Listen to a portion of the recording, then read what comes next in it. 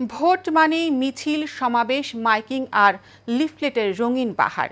কিন্তু এই চেনা ছবির বাইরে গিয়ে একেবারেই ব্যতিক্রমী প্রচারণায় নেমেছেন গাইবান্ধা ৩ আসনের স্বতন্ত্র প্রার্থী আজিজার রহমান, যিনি পেশায় একজন শিক্ষক।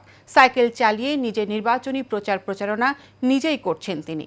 প্রতিনিধি খালেদ হোসেনের পাঠানো তথ্য ও চিত্রে বিস্তারিত জানাচ্ছেন সোয়েব সাত্তার। এবারের মার্কা সংসদ নির্বাচনে গাইবান্ধা ৩ আসনে স্বতন্ত্র প্রার্থী হিসেবে ঠেকি প্রতীক নিয়ে প্রতিদ্বন্দ্বিতা করছেন আজিজার রহমান। অন্য প্রার্থীদের মতো তার নেই কোনো কর্মী বাহিনী, নেই পোস্টাল লিফলেটও। তার একমাত্র সম্বল একটি সাইকেল আর একটি হ্যান্ড মাইক। ভোটাররা জানান, আজিজার রহমানের মতো প্রার্থী তারা আগে কখনো দেখেননি। একজন মানুষ একাই নিজের প্রচারণা চালাচ্ছেন। এই ব্যতিক্রমী প্রচারণা অনেককেই অবাক করেছে, আবার অনুপ্রাণিতও করেছে অনেককে। বড় ধরনের মিছিল, মিটিং হবে, প্রচারণা হবে, এটাই নির্বাচন। কিন্তু আজিজার বিএসসি হচ্ছে একটা ব্যতিক্রমধর্মী সংসদ সদস্য প্রার্থী।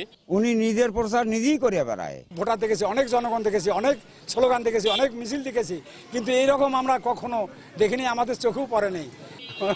ব্যানার, পোস্টার, হাবিজাবিলে কিচ্ছু নাই।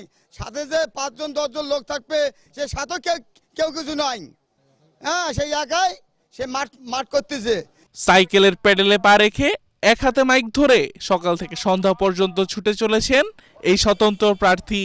ঠেকি মার্কার প্রার্থী আজিজার রহমান জানান, তার স্বপ্ন সংসদে গিয়ে পলাশবাড়ি ও সাদুল্লাপুর এলাকার মানুষের ভাগ্য পরিবর্তনে কাজ করার। আমি যদি ইনশাআল্লাহ জনগণের ভোটে সংসদে যেতে পারি, তাহলে দলমত নির্বিশেষে কাউকে আমি আলাদাভাবে দেখব না।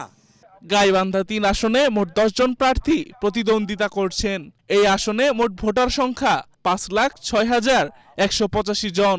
আমি নির্বাচন করব, আমি সংসদে যাব, এটা আমার একটা অভিপ্রায়। সোয়েব সাত্তার, এশিয়ান টেলিভিশন।